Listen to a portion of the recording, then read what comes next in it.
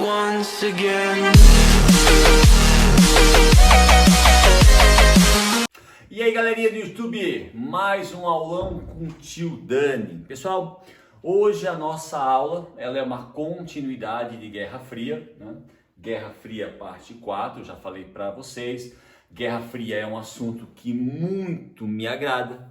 A Guerra Fria, como nós falamos em Guerra Fria parte 1, oficialmente teria começado no ano de 45, ela vai até 1991, como já foi enfatizado em outras aulas sobre Guerra Fria. A grande maioria dos acontecimentos de cunho político, social e principalmente militar que ocorrem nos dias de hoje, século 21, na sua grande maioria ainda são consequências diretas da Guerra Fria, né? Então ainda teremos outras aulas sobre Guerra Fria, inclusive o Brasil, a sociedade brasileira dentro da Guerra Fria.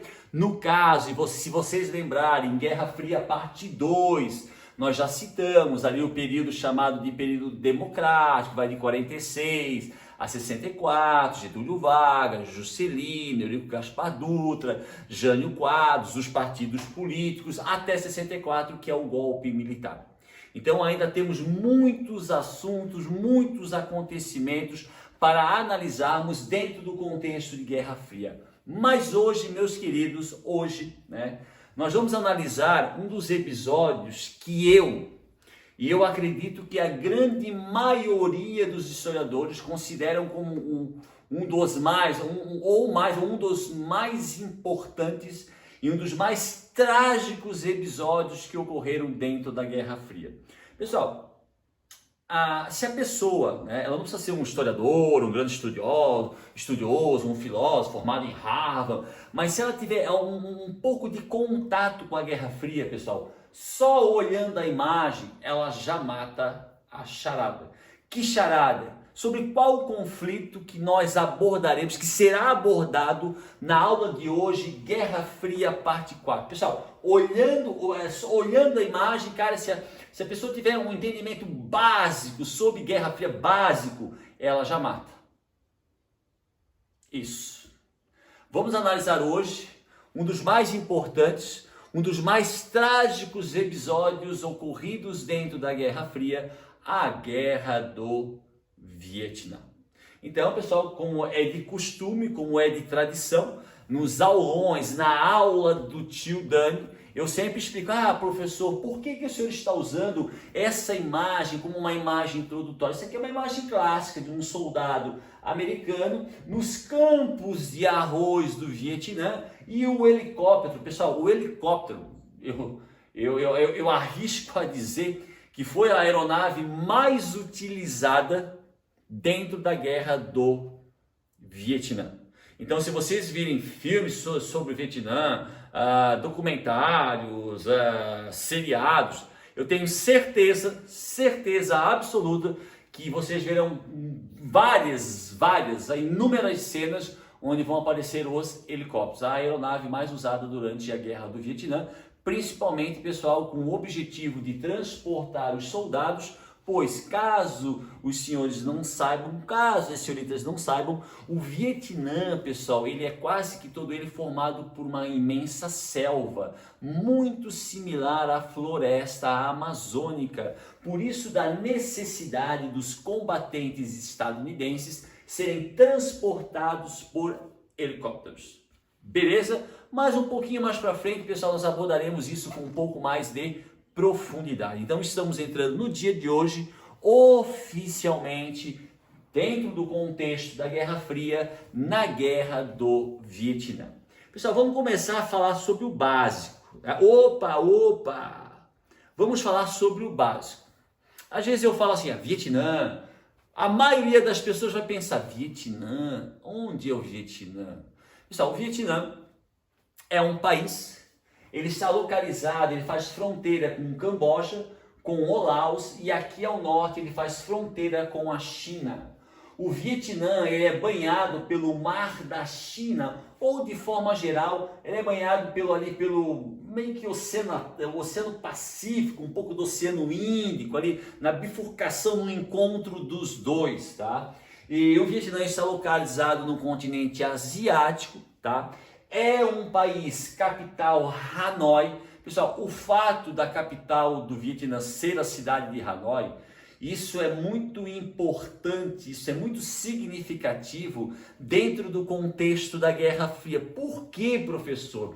Porque Hanoi, na época da guerra, era a capital do Vietnã do Norte. E hoje a capital do Vietnã é a cidade de Hanoi, a antiga capital do Vietnã do Norte. E um outro detalhe mais significativo ainda. Professor, qual é o sistema de governo, qual é o sistema político que vigora no Vietnã hoje? Pessoal, o Vietnã hoje é um país socialista. Se vocês buscarem a bandeira do Vietnã é uma bandeira socialista. O Vietnã, desde o final da guerra do Vietnã, é um país socialista com capital a cidade de Hanoi. Tá, professor? Então, os socialistas ganharam? Sim. Por isso que eu falei que é um detalhe bem significativo. A pessoa já percebe que a capital atual do Vietnã é a antiga capital do Vietnã do Norte. E que o sistema de governo hoje é o socialista. Então nós já começamos de trás para frente e vocês já sabem que o Vietnã do Norte, né, do bloco pertencente ao socialismo, foi vitorioso na guerra contra os Estados Unidos, na tão famosa e tão famigerada chamada Guerra do Vietnã. Perfeito? Então esse é o Vietnã.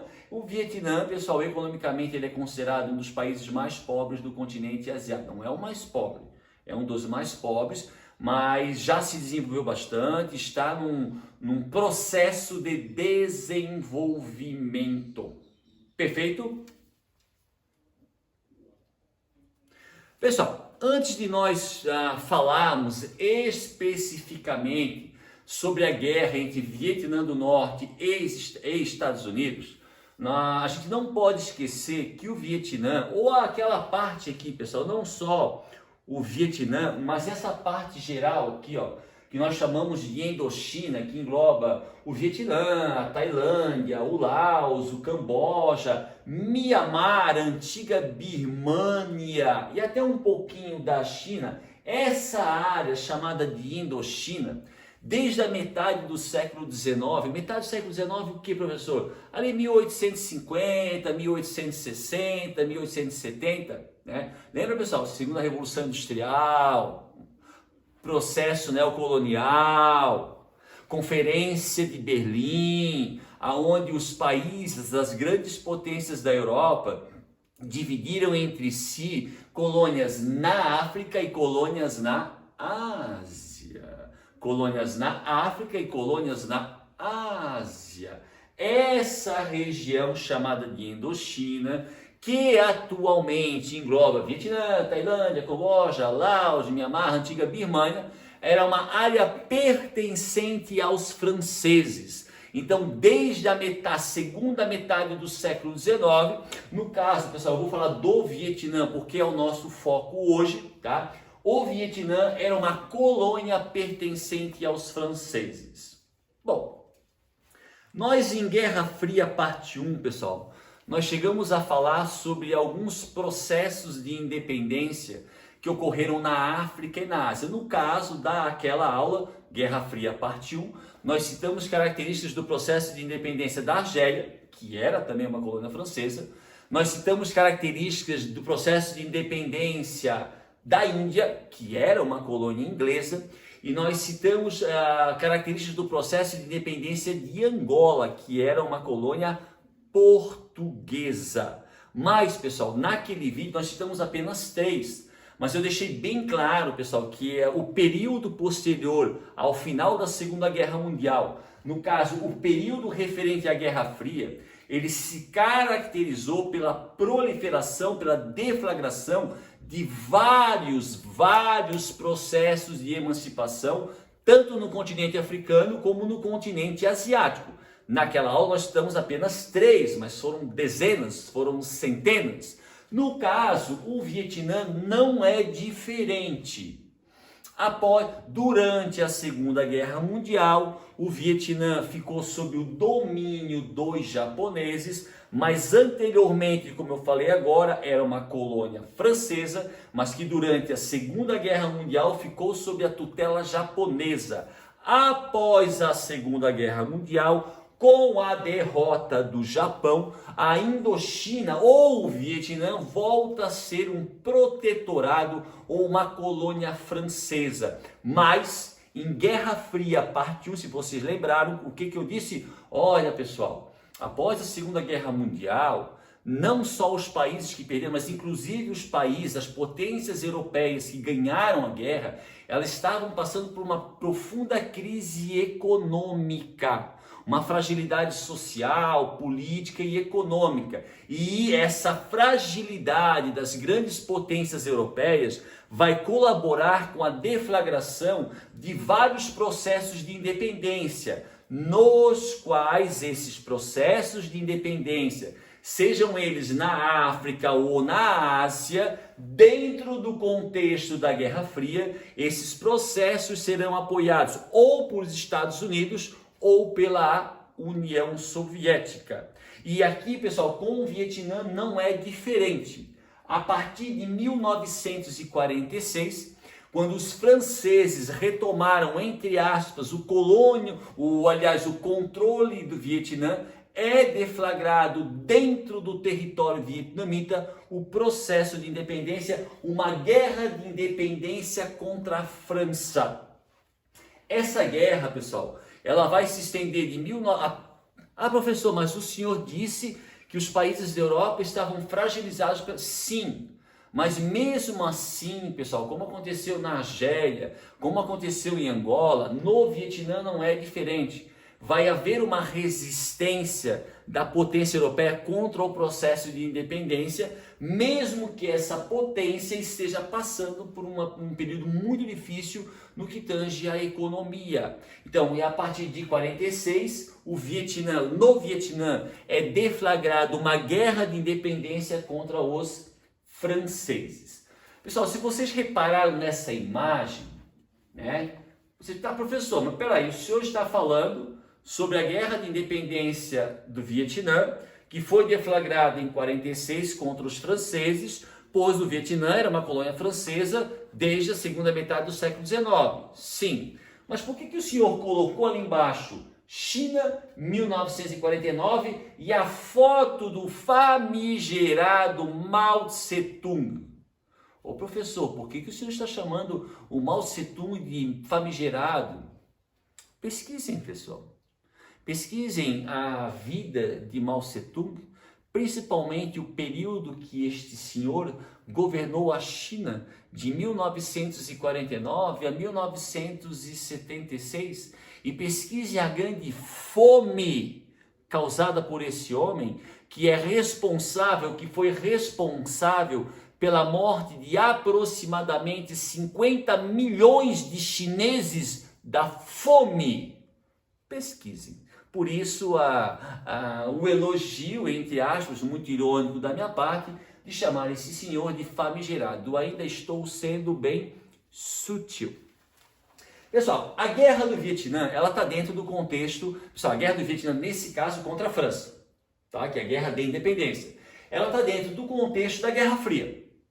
Né? A França pertence ao bloco capitalista lá da Europa, lembra, pessoal? Cortina de ferro. E o Vietnã, nesse processo de independência, é uma coisa óbvia, receberá ajuda financeira e bélica da União Soviética. Mas em 1949, pessoal, a Revolução Chinesa, falaremos sobre esse assunto, pessoal, a Revolução Chinesa, em outra aula especialmente sobre isso, mas havia na China, pessoal, desde antes do período da Segunda Guerra Mundial, uma guerra civil entre capitalistas e comunistas.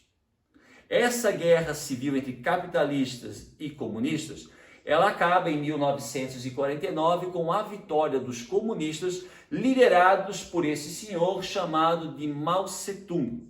Então, a partir de 1949, oficialmente, a China ficou sob a tutela, o domínio do socialismo implementado por Mao Tse-tung. Pessoal, só para ter uma ideia, né? Não querendo difamar a reputação do homem, mas dentre os 3 ditadores que mais mataram, existe um ranking, é um ranking mórbido, né? Mas existe.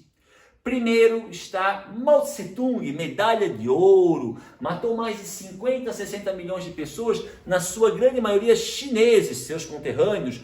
No segundo lugar, com a medalha de prata, Stalin, que também nas mais de 30, 40 milhões de pessoas, matou na sua grande maioria soviéticos. Um dia pesquisem sobre a grande fome, quando Stalin matou quase todo o povo da Ucrânia de fome. E no terceiro lugar, pasmem, com a medalha de bronze, Adolf Hitler. Quer dizer, esse senhor conseguiu ser pior que Adolf Hitler. Preciso comentar mais alguma coisa? Então, a partir de 49, a China oficialmente se torna uma nação com um sistema totalitário socialista, sob o comando exclusivo, quase que monárquico, de Mao Tse-tung.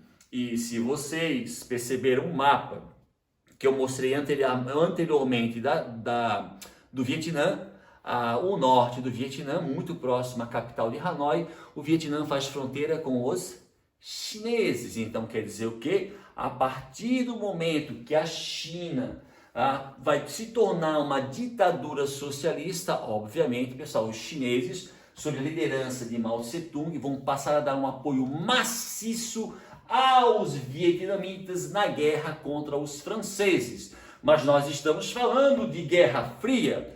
Prontamente os Estados Unidos começam a dar apoio militar aos franceses. Pessoal, apesar do apoio militar, do apoio financeiro dado aos franceses, essa guerra de independência, ela desgastou muito a já desgastada sociedade francesa. Nós não podemos esquecer, eu falo mais uma vez, como eu falei quando expliquei a independência da Argélia. A França não só participou da guerra, como por um período um pouco maior de 4 anos, os franceses ficaram sob o domínio nazista.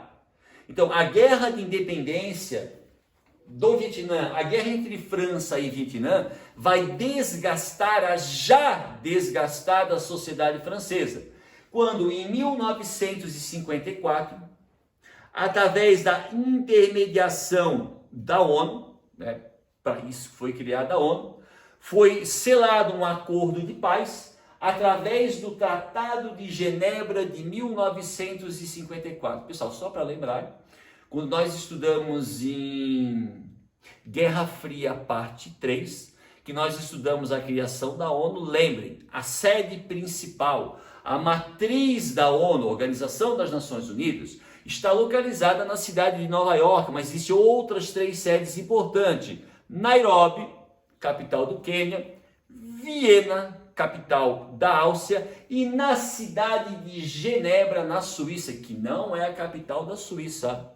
Capital da Suíça é a cidade de Berna e não de Genebra.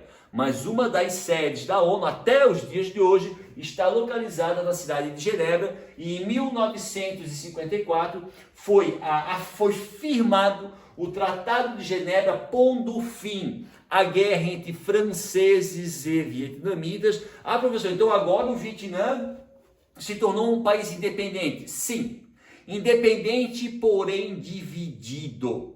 Pessoal, devido ao contexto, à influência de americanos e soviéticos e chineses, né? Lembra que o norte do Vietnã faz fronteira com o território da China.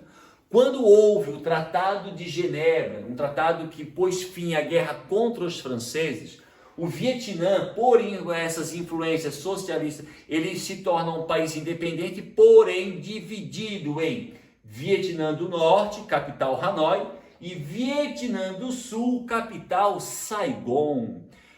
Eu já tenho 45 anos, pessoal, provavelmente vocês não conhecem, mas muito antes de inventarem o tal Rambo 1, Rambo 2, existia um tal de Braddock.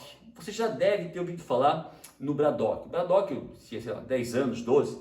Pessoal, quando a maioria dos filmes do Braddock são filmes foram feitos, né, dentro do contexto da Guerra Fria. E na mas na maciça maioria dos filmes do Braddock, ele sempre está combatendo com o Vietnã do Norte. Por que, professor? Depois eu vou explicar, tá? Então, o Tratado de Genebra de 1954 põe fim à guerra, mas num Vietnã dividido ao norte, o Vietnã do Norte, capital Hanoi, sob a influência soviética, mas principalmente chinesa, e ao sul, Vietnã do Sul, obviamente, com capital em Saigon, uma área de uma grande influência norte-americana. Só que, de acordo com o Tratado de Genebra, ficou estipulado que no ano de 1955 seria realizadas eleições gerais, aonde o povo do Vietnã, seja do norte ou do sul, decidiria ou pela unificação ou pela continuidade da separação. Pessoal, um fato que eu já quero adiantar de antemão, aí mesmo antes da guerra contra os Estados Unidos, pessoal, tá? Mesmo antes, ali na guerra durante os franceses, a parte sul do Vietnã, pessoal, ela sofria uma grande influência da parte norte. Quando houve o Tratado de Genebra, que traz a independência, mas a divisão, tá? A influência do norte sobre o sul era gigantesca. Por que eu estou dizendo isso? Porque o Tratado de Genebra, ele estipulava que no ano de 55 seriam feitas eleições gerais para a unificação. Mas o norte, aliás, o sul, ele se nega a fazer essas eleições, porque segundo o sul eles não confiavam no norte, e segundo o sul, provavelmente o resultado em meia população do sul seria talvez uma possível vitória do norte, aonde haveria sim uma unificação, sim, mas sob o domínio, sobre a influência, sobre a tutela do norte, que era socialista. Então o sul, temendo essa reunificação, mas sob a tutela socialista e influenciado pelos Estados Unidos, ele nega-se, ele não faz, eles não realizam, eles não empreendem as eleições gerais de 1955. E a partir do momento que o Vietnã do Sul se nega a fazer as eleições gerais, a partir de 55, passa a ser deflagrado, passa a ser deflagrados certos conflitos e combates. Aí pessoal, a partir do momento que o Vietnã do Sul, ele não faz as eleições gerais propostas pelo tratado, aqui começa a Guerra do Vietnã. Não ainda com a interferência direta dos Estados Unidos, mas o norte, por se sentir atraído pelo sul, começa de forma gradativa a fazer ataques, a atacar as regiões do Vietnã do Sul. Mas ainda não com a interferência dos Estados Unidos. Pessoal, eu fiz questão de botar essa foto aqui, ó, no Vietnã. Se um dia vocês viajarem pro Vietnã, provavelmente, pessoal, 99,99% de chances que, se vocês andarem lá por Hanoi ou pelas principais cidades do Vietnã, tá? Vocês vão encontrar, é bem provável, muitas fotos, muitos outdoors com a figura desse homem, Ho Chi Minh. Pessoal, dentro do Vietnã até os dias de hoje, Ho Chi Minh é considerado um grande herói vietnamita, não só da guerra, ele liderou a guerra dos vietnamitas contra os franceses, mas ele também foi um dos principais líderes da guerra dos vietnamitas contra os americanos. Então, assim, a quantidade de fotos de outdoor que vocês verão deste homem no Vietnã é certo, porque até hoje Ho Chi Minh é considerado um herói nacional e o principal responsável pela vitória vietnamita, não só na guerra contra os franceses, mas na guerra contra os Estados Unidos. Nós não podemos esquecer isso em hipótese nenhuma. Pessoal, nenhum professor pode deixar de enfatizar que a única guerra, pessoal, que os Estados Unidos realmente perdeu até os dias de hoje é a guerra do Vietnã. Eles próprios admitem isso. Então, dentre os vários conflitos que os Estados Unidos já tiveram e ainda tem, a guerra do Vietnã, por enquanto, é a única derrota. Mas não esqueçam da figura Ho Chi Minh. Beleza? Então, a partir do momento, pessoal, que o Vietnã do Sul, aliás, ele se nega a fazer as eleições gerais com medo de uma unificação, de uma reunificação, mas sob a tutela socialista, entre o ano de 1955 a 1959, aumento das hostilidades. O que é hostilidade, pessoal? Hostilidade é conflito, hostilidade é peleia, hostilidade é um entreveiro, é um combate a partir de 55 até 59, sem ainda, pessoal, sem ainda a interferência direta, pessoal. Professor, por que o senhor fala direta? Direta eu falo no sentido de enviar soldados, tropas, mas obviamente que ajuda financeira e com armas, isso já vinha desde 1955. Por quê, pessoal? O maior dentro do contexto da Guerra Fria, por saber que o Vietnã sofria uma grande influência não só da União Soviética, mas principalmente dos chineses de Mao Tse-tung, não era interessante para a geopolítica americana que todo o território do Vietnã caísse na mão dos socialistas. Por isso que a partir do momento que o Vietnã do Sul descumpre o Tratado de Genebra, aliás, e não faz as eleições gerais a partir de 55 a 59, as hostilidades entre o Sul e o Norte começam a aumentar. Os Estados Unidos, pessoal, obviamente percebe isso, e nesse período os Estados Unidos vai passar a fornecer logística, né, dinheiro e armas para o Vietnã do Sul. Ainda não com aquela forte intervenção que vai causar posteriormente a tão famosa e famigerada Guerra do Vietnã. Beleza? Pessoal, aqui eu fiz questão de colocar uma foto, tá? Então, essas hostilidades seriam ataques do norte ao sul. Um fato bem interessante, pessoal, o Vietnã do Norte, eles tinham um exército, como nós temos um exército brasileiro, tem o exército argentino, eles tinham um exército regular, com fardas, quartéis, mas um dos principais braços armados do Vietnã do Norte é o que nós chamamos de Vietcongues. Aqui eu fiz questão de colocar uma foto de uma mulher, pessoal. As mulheres na Guerra do Vietnã, não do lado americano sim, mas principalmente do lado vietnamita, elas participaram de forma maciça. Quando eu falo maciça, pessoal, é muito mesmo. E não só mulheres, adolescentes, 14, 15, 16, 17, 18 anos. As mulheres, principalmente do lado vietnamita, a participação feminina ela foi gigantesca. Por isso que eu fiz questão de colocar a foto de uma Vietcong. Pessoal, o que é um Vietcong? Vietcong não é um soldado do exército do Vietnã do Norte. É um guerrilheiro que normalmente está no Vietnã do Sul, mas trabalha para o Vietnã do Norte. Então, os Vietcongs, no caso aqui existe uma Vietcong do sexo feminino, uma mulher, seriam guerrilheiros, não seriam do exército regular, das forças armadas do Vietnã do Norte. São guerrilheiros normalmente infiltrados dentro do território do Vietnã do Sul, com o objetivo de fazer ataques surpresas, principalmente guerrilheiro, que é a guerrilha, pessoal, a tática de guerrilha, o nome da tática de guerrilha é um ataque surpresa, o ataque sai, isso é ataque de guerrilha.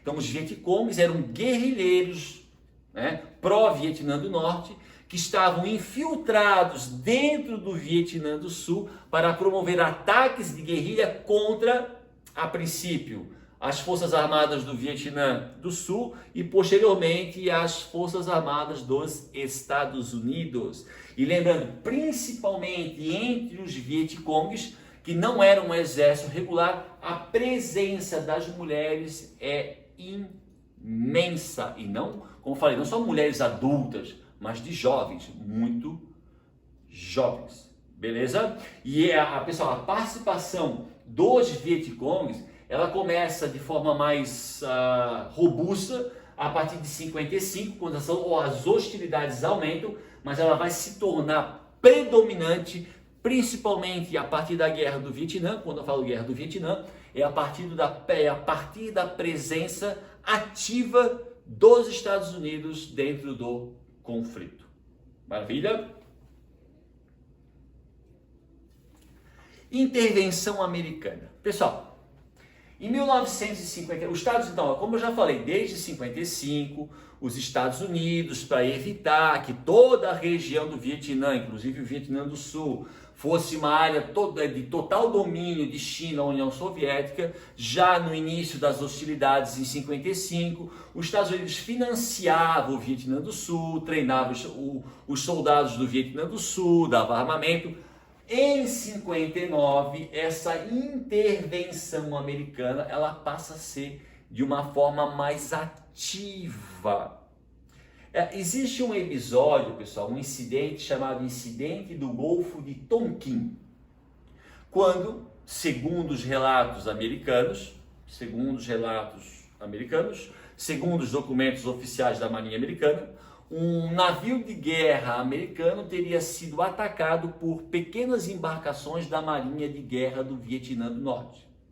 Este ataque, este incidente, teria provocado a entrada de forma mais ativa dos Estados Unidos na guerra. Então, segundo a documentação da Marinha Americana, em 1959, no Golfo de Tonkin, um navio de guerra americano teria sido atacado por pequenas embarcações da Marinha do Vietnã. Esse incidente teria provocado a entrada dos Estados Unidos nesse conflito entre Norte e Sul de forma mais ativa. O que significa isso? Já enviando os primeiros soldados para o território do Vietnã do Sul. Apoio militar e logístico. Pessoal, aqui eu fiz questão de colocar a imagem. Caso vocês não conheçam, esse aqui é o presidente John Kennedy, aquele mesmo que foi assassinado em 1963 em Dallas, quando estava com sua mulher num carro e foi alvejado por 2 tiros na cabeça. Esse é o tão famoso presidente Kennedy, tá? Quando os Estados Unidos, pessoal, ele começou a participar de uma forma mais efetiva dos conflitos entre Vietnã do Sul e do Norte, o presidente dos Estados Unidos era o senhor John Kennedy. Então lá 59, intervenção 60, 61, o presidente dos Estados Unidos era o John Kennedy. Só que o John Kennedy será assassinado em 1963 e ele será substituído pelo seu vice Lyndon Johnson. É no governo do presidente, até então vice-presidente Lyndon Johnson, que a participação dos Estados Unidos a partir de 64 será muito mais efetiva, muito mais robusta. Aliás, pessoal, a tão famigerada, a tão famosa guerra do Vietnã, no caso com a presença dos Estados Unidos, a presença dos Estados Unidos de forma ativa no Vietnã, ela vai perdurar do ano de 1964 até o ano de 1973. Então, os Estados Unidos, a guerra do Vietnã com a presença americana vai perdurar por um período de 10 anos. E essa presença mais ativa, mais robusta, ela começa a partir do governo do Lyndon Johnson, que era vice-presidente de John Kennedy. Mas John Kennedy, pessoal, não é nenhum anjinho, não é nenhum docinho de coco. Pois é no governo dele que a intervenção americana começa a se tornar mais aparente, mais maciça. Mas o envio de tropas, 100 mil homens, 200 mil homens, isso acontece a partir de 64, através do presidente Lyndon Johnson. Beleza? Aqui, pessoal, eu botei essa foto, ela foi proposital, que é aquela observação que nós fizemos aqui no início da aula. Tá? Pessoal, eu sou professor de história porque desde criança eu sempre gostei de assuntos referidos à guerra. Não que eu goste da guerra, porque eu acredito que a guerra seja uma coisa muito sofrida, tá? Mas eu acho interessante os acontecimentos referentes à guerra. E desde muito pequeno eu já vi muitos filmes sobre o Vietnã, em todos, assim, ó, não existe uma exceção, em todos. A presença dos helicópteros, pessoal, é algo constante, é algo frequente, como nós falamos antes. O Vietnã basicamente era uma grande selva, tipo uma floresta amazônica. Então, como é que os soldados americanos poderiam se transportar com mais segurança pela mata? Através de helicópteros. Então, os helicópteros, normalmente, quase sempre, eles eram usados para desembarcar os soldados ou pegar os soldados feridos ou soldados que estavam se evacuando de uma determinada área. Ah, professor, os helicópteros têm que bombardear? Sim, bombardeavam. Mas a função principal do helicóptero dentro da guerra do Vietnã é deixar os soldados e levar os soldados embora, ou os feridos ou os mortos. Tá? Então, se vocês, por acaso, eu quero a partir de hoje ver vários filmes de guerra do Vietnã, se acostumem com a presença dos helicópteros. Guerra do Vietnã. Pessoal, aqui embaixo, o nome desse avião não é nem um avião, isso aqui é uma plataforma ambulante B-52. Pessoal, pega um avião, se vocês já viajaram, sei lá, para São Paulo ou para outro país, pega um avião de passageiro e aumenta ele umas 5 vezes. Isso é um B-52. O B-52 ele é gigantesco. Tá? Aqui é a foto de um B-52 lançando bombas sobre o território do Vietnã. Pessoal, durante a presença americana na Guerra do Vietnã, que se estendeu de 1964 a 73, o território do Vietnã do Norte foi bombardeado frequentemente. Até os bombardeios foram tão em larga escala. Pessoal, a quantidade de bombas que os Estados Unidos... um outro detalhe, pessoal, que eu não posso deixar de escapar. Essa guerra, que foi de 64 a 73, ela não tem só a presença do lado ocidental, do lado capitalista dos Estados Unidos.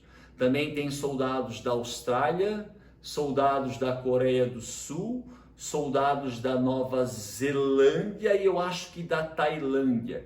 E muitos aviões australianos e neerlandeses também bombardearam alvos dentro do Vietnã do Norte. Mas é claro, pessoal, que a maciça maioria dos aviões eram da Força Aérea Americana, mas também haviam aviões da Austrália e da Nova Zelândia.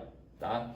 Então, a quantidade, pessoal, a quantidade de bombas que foram lançadas sobre o território do Vietnã do Norte foi maior que a quantidade de bombas lançadas na Alemanha durante toda a Segunda Guerra Mundial. Eu até encontrei, pessoal, alguns documentos que afirmavam, fiquei com um pouco de pé atrás, que a quantidade de bombas lançadas pelos americanos e seus aliados durante a Guerra do Vietnã sobre o território do Vietnã do Norte foi maior do que a quantidade de bombas lançadas na Segunda Guerra Mundial, não só na Europa, mas no Pacífico contra o Japão. Eu fiquei um pouco atrás, porque mais alguns documentos eu encontrei afirmando isso, que a quantidade de bombas lançadas na Guerra do Vietnã foi maior do que as lançadas durante toda a Segunda Guerra Mundial sobre Alemanha e Japão. Tá? Um outro detalhe bem interessante, trágico, é óbvio, durante a Guerra do Vietnã, pessoal, como a geografia do território vietnamita, ela era caracterizada por uma selva muito densa, né? Os americanos usaram uma arma química chamada agente laranja. Laranja porque os aviões lançavam esse gás, ele era laranja, ele era um desfolhante. O que acontecia? Era um gás que era lançado pelos aviões americanos que matava, que queimava as folhas. E, obviamente, pessoal, abrindo espaço para que os soldados americanos pudessem ver o território ou algum inimigo. Só que esse gás é uma arma química, é um gás tóxico.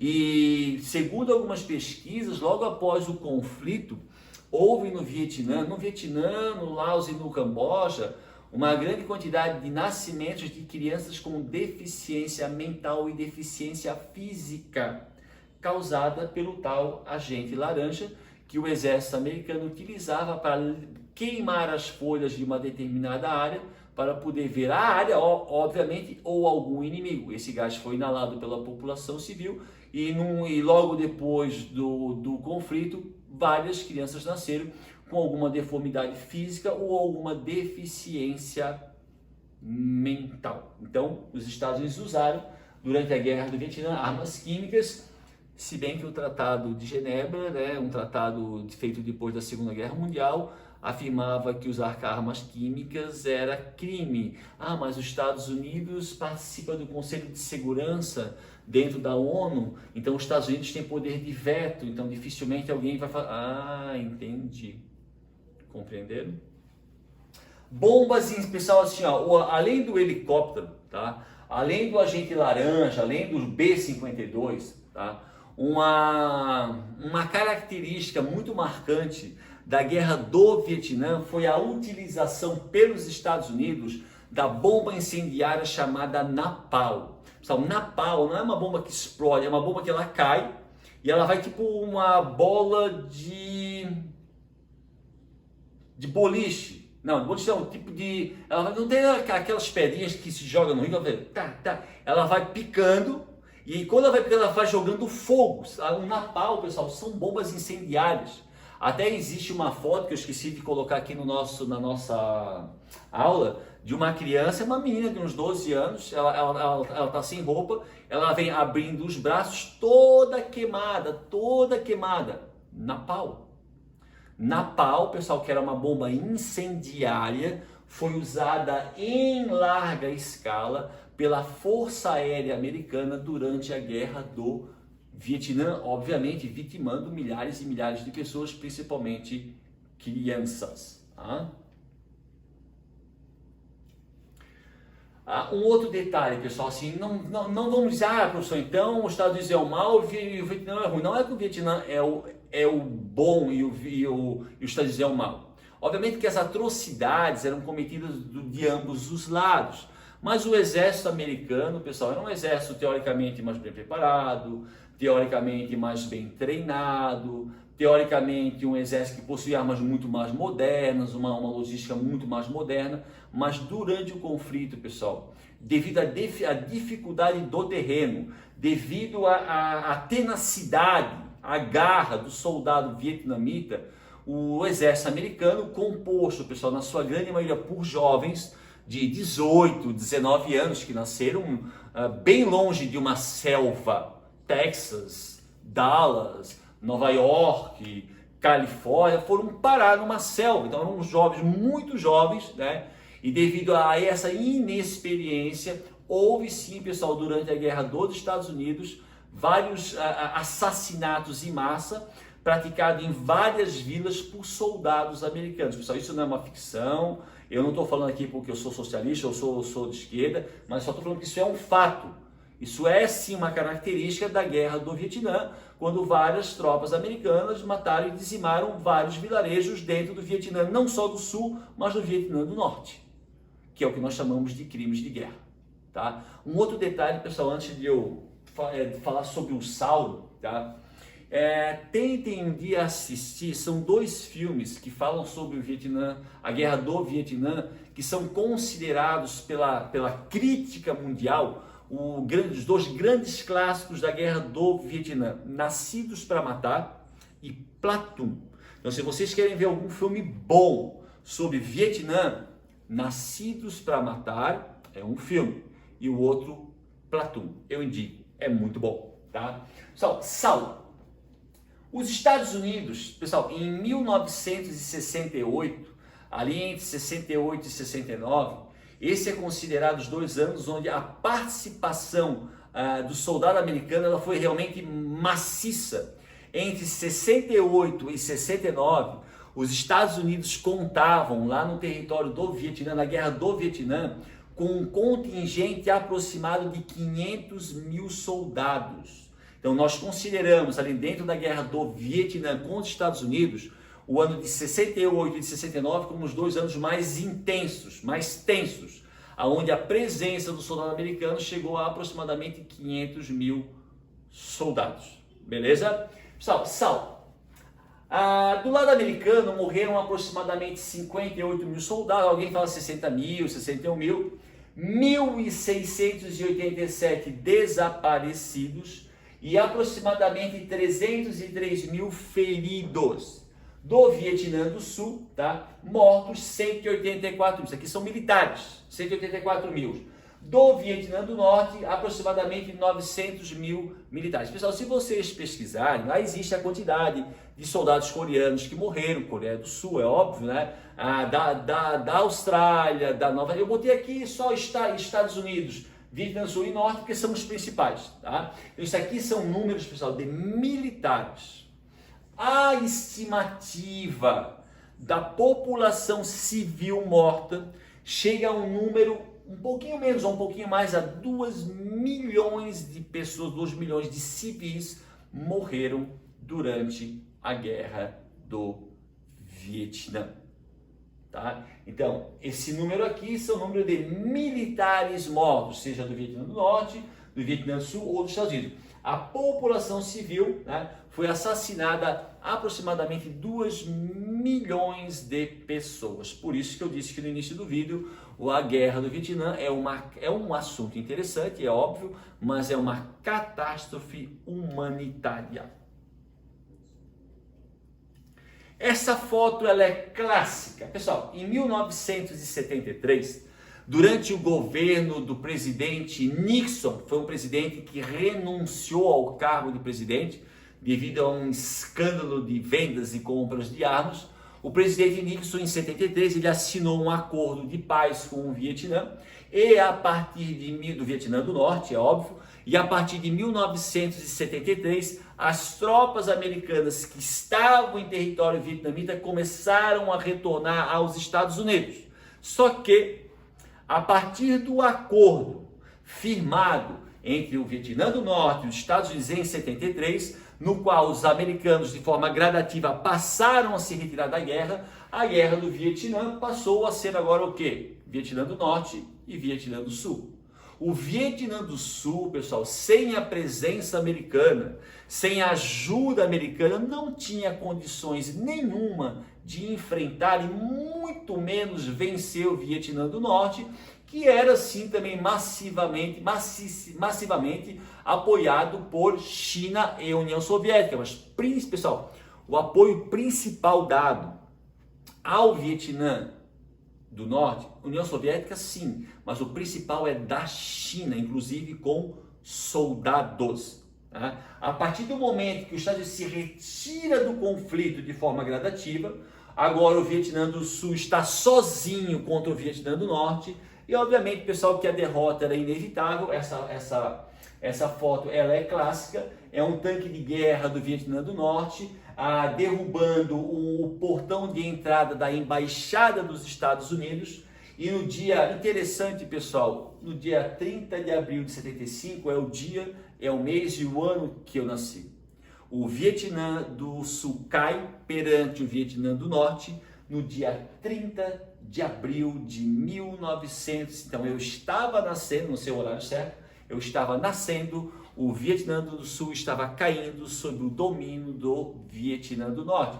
Por isso, meus queridos, que a capital do Vietnã não é Saigon. Se fosse Saigon, a vitória na guerra teria sido do lado do sul, do lado capitalista. Por que a capital é Hanoi? Porque Hanoi era a capital do Vietnã do Norte. Quem venceu o conflito foi o Vietnã do Norte, com apoio de soviéticos e principalmente chineses. Então, meus queridos, essa é a guerra do Vietnã, obviamente, né? De uma forma muito superficial. Se vocês tiverem interesse em estudar, pessoal, é um assunto bem interessante.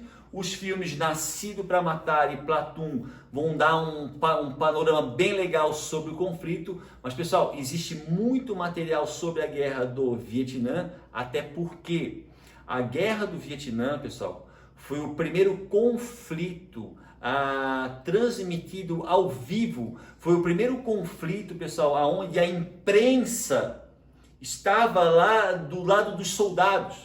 Se eu não me engano, até hoje, pessoal, a guerra do Vietnã foi o conflito mais noticiado em meio à imprensa internacional. Então existe um material, foto, texto, um material muito farto, muito mais que a própria Segunda Guerra Mundial.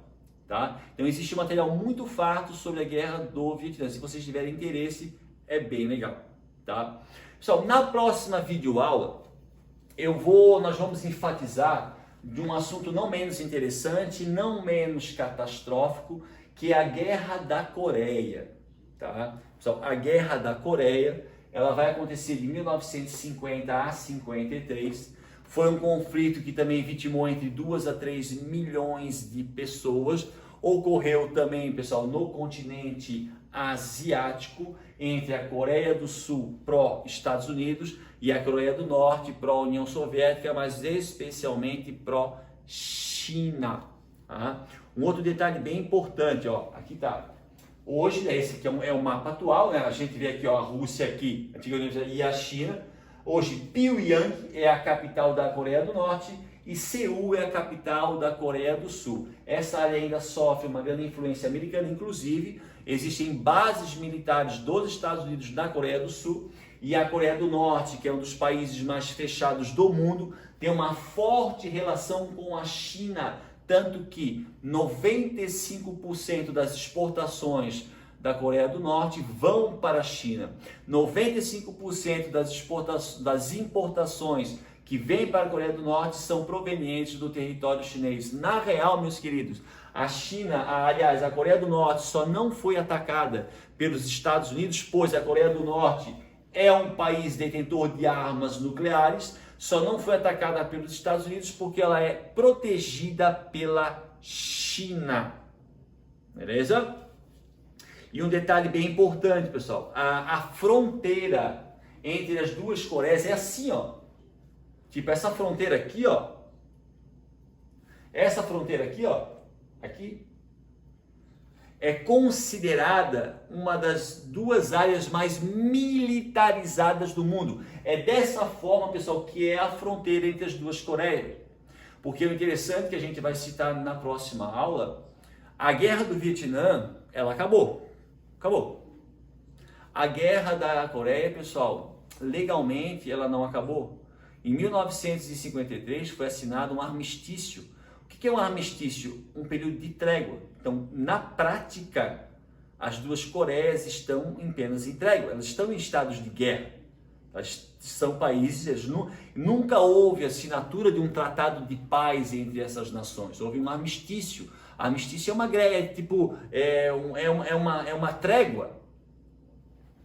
Por isso que a fronteira entre as duas Coreias é uma das duas regiões mais militarizadas do mundo. E na próxima videoaula nós analisaremos com mais profundidade os fatores, os aspectos, as características relativas à Guerra da Coreia, na qual soldados americanos chegarão a entrar em combate com soldados chineses. Mas isso, meus queridos, é uma outra história. Rapaziada, espero que vocês tenham gostado da videoaula, tá? O assunto é muito interessante. Qualquer dúvida, pessoal, com relação a essa videoaula ou outras videoaulas, não se acanhe em entrar em contato com o professor. Estou aqui para isso, beleza? Um outro detalhe, pessoal, curtam no canal do Tio Dani, dê aquele link, isso valoriza muito o nosso trabalho, muito mesmo. E um outro detalhe, muito juízo, cuide-se, continuem a estudar, pessoal. Tenham um ritmo de estudo, façam anotações, assistam às videoaulas, participe das videoconferências, das lives com os professores, mantenham essa rotina. Como eu já falei antes, para quando chegar a aula presencial, o baque não ser tão grande assim.